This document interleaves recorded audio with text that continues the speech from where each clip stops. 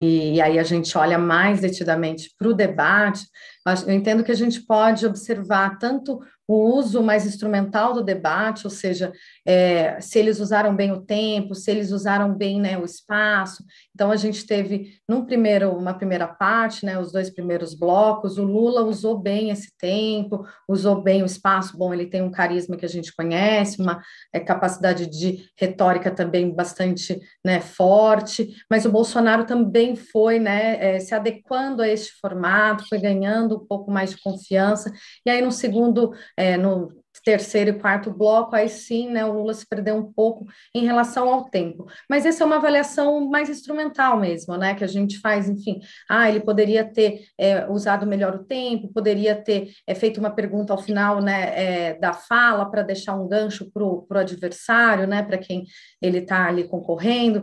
Isso é uma coisa. Outra coisa é a gente avaliar os discursos, né, e as lógicas discursivas disso, né, os conteúdos mesmo, né. Então, a gente teve, sim, essa questão da pandemia, que foi muito importante, né, no primeiro bloco, até um pouco de economia no sentido, né, da vida material das pessoas, então, da dificuldade que tem sido, né, viver no Brasil, a desigualdade que acentua a fome, ainda que a fome não tenha sido tão abordada, mas a pandemia muito abordada, né. O Bolsonaro, depois, a meu ver, usou muito essa questão da corrupção e a agenda moral novamente, uma instrumentalização da religião, aí a gente pode falar um pouco mais sobre isso. Mas aí somos eu, Thales, Gabriela, fazendo avaliações aqui a partir do nosso repertório, do nosso olhar, né? Outra coisa é o eleitor, a eleitora, né? Como é que eles vão entender isso? O Bolsonaro teve um erro que a gente avalia que é um erro muito crasso, né? Um erro que um candidato não pode fazer nunca, que é falar mal do eleitor. Então, quando ele associa, né, os moradores do complexo do Alemão de uma forma generalizada com o crime organizado, com, né, traficantes, enfim, isso é muito ruim.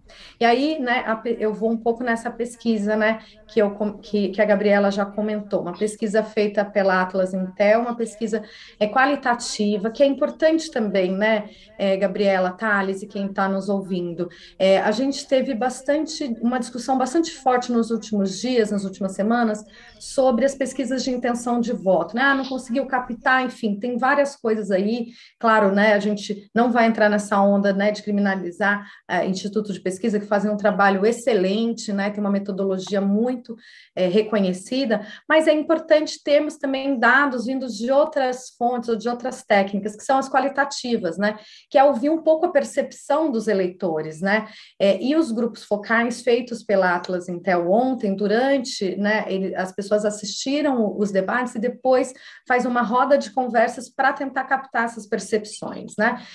Não tem validade estatística, ou seja, né, não pode generalizar para o universo de eleitores, mas nos traz insights, percepções mesmo, né, tendências, enfim.